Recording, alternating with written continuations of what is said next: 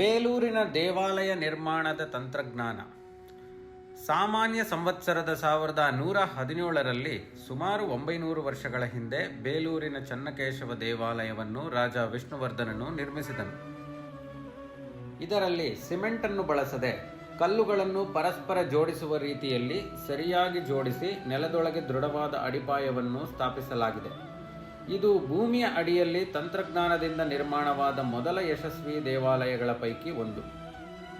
ದೇವಾಲಯದ ಮೇಲ್ಭಾಗದ ಭಾರವನ್ನು ತಡೆದುಕೊಳ್ಳುವಂತೆ ನೆಲದ ಒಳಗೆ ಹಲವಾರು ಹಂತಗಳಲ್ಲಿ ಅಡಿಷ್ಠಾನಗಳನ್ನು ಶ್ರದ್ಧೆಯಿಂದಲೂ ಹಾಗೂ ತಾಂತ್ರಿಕ ನಿಪುಣತೆಯಿಂದಲೂ ನಿರ್ಮಿಸಲಾಗಿದೆ.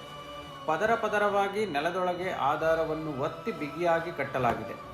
ಇದು ದೇವಾಲಯ ಮಾತ್ರವಲ್ಲದೆ ಶ್ರದ್ಧೆ ಮತ್ತು ಶತಮಾನಗಳ ಪ್ರಾಚೀನ ಜ್ಞಾನದ ಸಂಗ್ರಹ. ಶಾಶ್ವತ ನಾಗರಿಕ ತಂತ್ರಜ್ಞಾನಕ್ಕೊಂದು ಗೌರವಾರ್ಪಿತ. A tribute to the civil engineering. ಈ ದೇವಾಲಯವು ನಕ್ಷತ್ರಾಕಾರದ ವೇದಿಕೆಯಾದ ಜಗತಿಯ ಮೇಲೆ ನಿರ್ಮಾಣಗೊಂಡಿದ್ದು, ಇದರ ಬಲಕ್ಕೆ ಸ್ಥಿರತೆಯನ್ನು ನೀಡುವಂತೆ ಮತ್ತು ದೇವಮೂರ್ತಿಯ ಸುತ್ತ ಪ್ರದಕ್ಷಿಣೆ ಹೋಗುವಂತೆ ವಿನ್ಯಾಸಗೊಳಿಸಲಾಗಿದೆ. ಉಪನಿಷತ್ತಿನ ಸಂಸ್ಕೃತದ ಶ್ಲೋಕ ಹೀಗಿದೆ: ಯತ್ರ ಸ್ಥಾಪತ್ಯ ಕೌಶಲಂ ಸಂಗೀತ ನೃತ್ಯ ಲೇಪನಂ ತತ್ರ ವಾಸೋ ಹರೇ ಸಾಕ್ಷಾತ್ ತಮ್ ದೇಶಂ ಶರಣಂ ವ್ರಜೆ.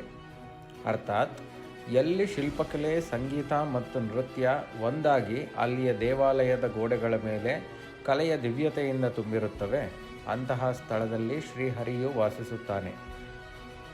ಅವನ ಪಾದಗಳಲ್ಲಿ ನನ್ನ ಶರಣಾಗತಿ ಎಂದು ಶಿಲ್ಪಿಯ ಮಾತು.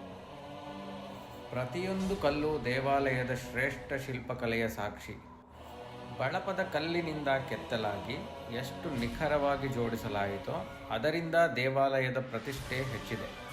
ಪ್ರತಿಯೊಂದು ಕಲ್ಲು ಕಲೆಯ ಸ್ಪರ್ಶದಿಂದ ಪರಸ್ಪರ ಹೊಂದಿಕೊಂಡಿವೆ. ಇದು ಹೊಯ್ಸಳ ನಿರ್ಮಾಣ ತಂತ್ರಜ್ಞಾನದ ಮಹತ್ವವನ್ನು ಸಾರುತ್ತದೆ. ಶತಮಾನಗಳ ಹಿಂದೆ ಶಿಲ್ಪಿಗಳ ಕಲಾತ್ಮಕ ಸ್ಪರ್ಶದಿಂದ ಮೂಡಿದ ಈ ದೇವಾಲಯದಲ್ಲಿ ಕಂಬಗಳು ಹೊಳಪಿನಿಂದ ಮಿಂಚುತ್ತಾ ಸುಲಭವಾಗಿ ತಿರುಗುವುದೂ ಉಂಟು.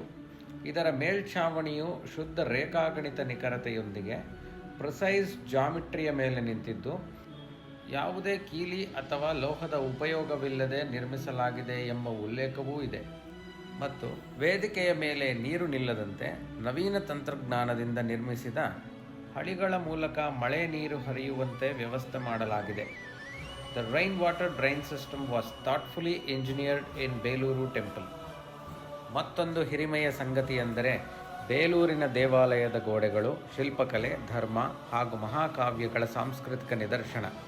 ಸುಮಾರು 650 ಶಿಲ್ಪಗಳಲ್ಲಿ ರಾಮಾಯಣ, ಮಹಾಭಾರತದ ದೃಶ್ಯಗಳು, ನೃತ್ಯಮಯ ಮೂರ್ತಿಗಳು ಮತ್ತು ಮಾದರಿಯಾಗಿ ನಿಂತ ಮದನಿಕ ಶಿಲ್ಪಗಳನ್ನು ಸಹ ಕಾಣಬಹುದು.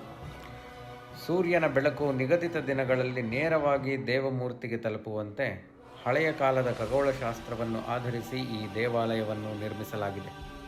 ಇಂದಿಗೂ ನಾವು ಬೇಲೂರು ದೇವಾಲಯದಲ್ಲಿ ನಿಂತರೆ ನಾವು ಕೇವಲ ದೇವರನ್ನು ಕಾಣುವುದಿಲ್ಲ, ಭಕ್ತಿಯು ರೇಖಾಗಣಿತದ ರೂಪದಲ್ಲಿ ಜೀವಂತವಾಗಿದೆ. The precise geometry is met to the ಭಕ್ತಿ.